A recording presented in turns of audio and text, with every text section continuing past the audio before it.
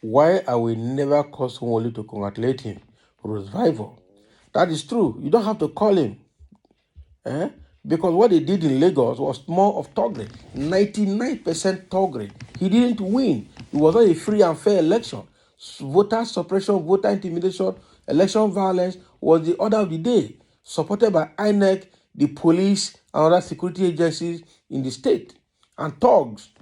So he didn't win that election. The same way his principal Tinubu is claiming to have won presidential election, but we all know that he didn't win. And the whole APC, they were expecting that both Atiku and Peter Obi will call Tinubu to congratulate him. For what?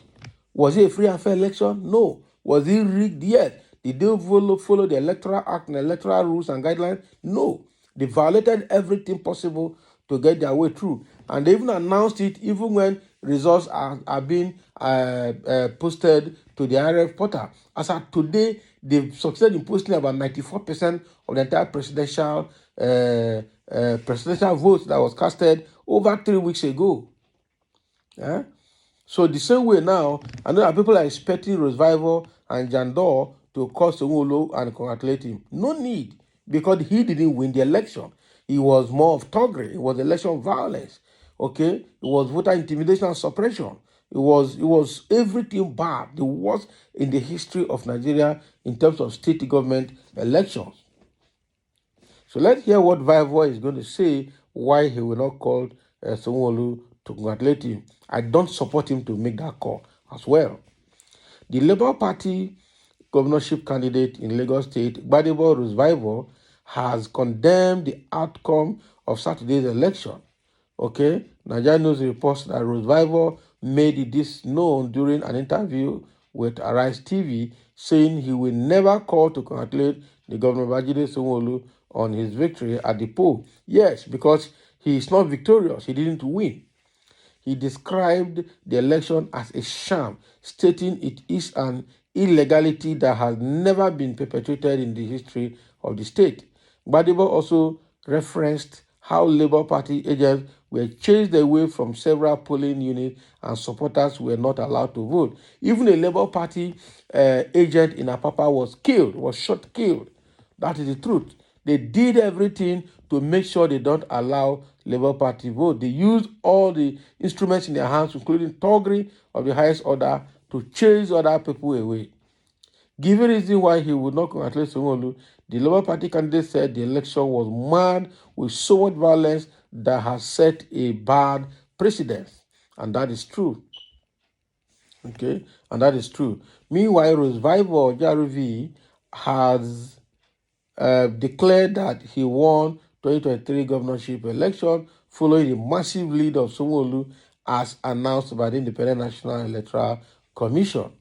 The All Progressive Congress APC candidate and incumbent who is seeking re-election has 718,595 votes at the collation of 15 local government results on Sunday. Sanwo-Olu is ahead of Labour Party's Gbadebo Rhodes-Vivour, who presently has 257,502 from the 19 local government announced so far.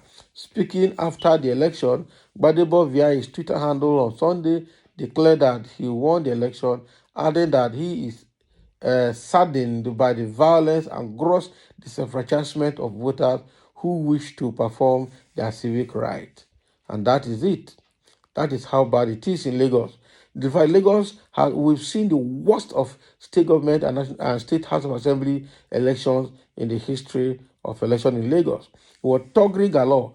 People came out. Exactly the kind of threat that MC Oluomo made to the Igbos was exactly what they did. They made sure that even the Yorubas, they didn't allow some Yorubas to vote. We saw about 1 or 2 couples that are actually Yorubas. They said they don't look like Yorubas. Therefore, they will not let them vote.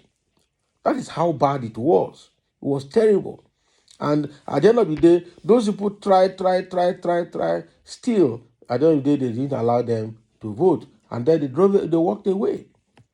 So the election we had in Lagos this period was the worst in the history. Both presidential had the worst thuggery over in the federation in Lagos. Then the state government, you have the worst thuggery also in Lagos compared to other states in the country. Okay, now the Yorubas came together and they said they own Yoruba land, therefore all Igbos will not vote. They started by making sure they don't give the Igbos their voters card. But even at that, a lot of people still had their voters card and they voted massively in the face of violence and voter intimidation during the presidential election. Now, we know that if they allow them to come out the way they came out in the presidential election, they will vote as Sanwo-Olu, and that's why they use thuggery and violence to suppress and intimidate people and make sure people did not come out to vote. It was as bad to a point that they did not even allow people to bring out their phones to make private calls right there at the polling unit. That was how bad it was. So there's no need for Rhodes-Vivour to call Sanwo-Olu to congratulate him. You know, you wouldn't change anything. That is the truth. But calling him meaning you are accepting defeat, you are accepting all the irregularities that happen, but you cannot, no sane-minded person will accept that level of illegality and irregularity. It's as bad as that. It's very terrible. Okay, so I think the truth is that the election was marred by violence, according to Rhodes-Vivour. Everybody saw it, even though the Lagos State Police Commissioner is coming out to say that voter intimidation and violence in Lagos was not widespread.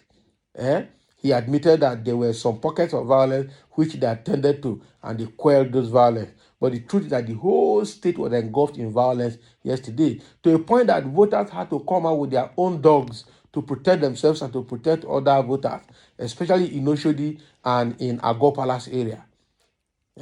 And now, police commissioner is coming to tell us that the voter intimidation and suppression was not widespread.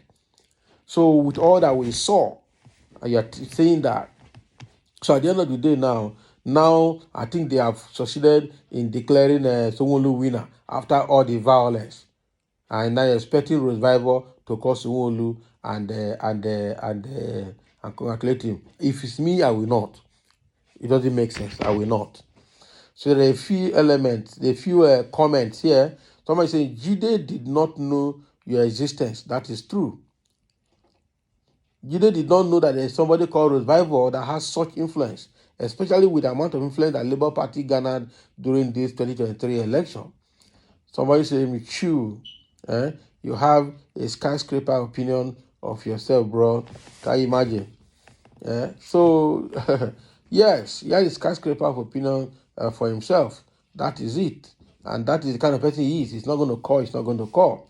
Someone say, big bros, you hype yourself too much. Oh. Tell me who your congratulatory message helped.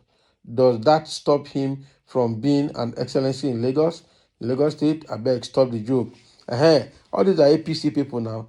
Somebody say, we know your existence. If not Obi that gave you mouth to talk, who be your father for Lagos State? Can you imagine? Your family might be rich due to family inheritance, but you can't match Tinubu personality and popularity in Lagos State. Can you imagine? With what had happened in Lagos, was it by popularity or by thuggery? If they had allowed the election to be free and fair, who will Tinubu and APC and Sanwo-Olu to win with Peter Obi and Rhodes-Vivour? It's not possible. It's not possible. And they know they won't win. That's why they had to use thuggery and all forms of ethnic and religious bigotry to cause problem. I know that Nigeria is already sliding into another bad level, another low state. Okay, a new low. We call it a new low in trending and chatting.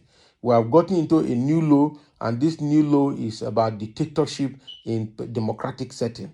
That is exactly what we're going to experience now. So that is what Rhodes-Vivour is saying. It's not going to cost Sanwo-Olu to congratulate him because the election was marred with violence, voter intimidation, and suppression. And exactly that is the truth, and that's the position of a sane-minded person in Lagos. So thank you for listening. Let's have your comment.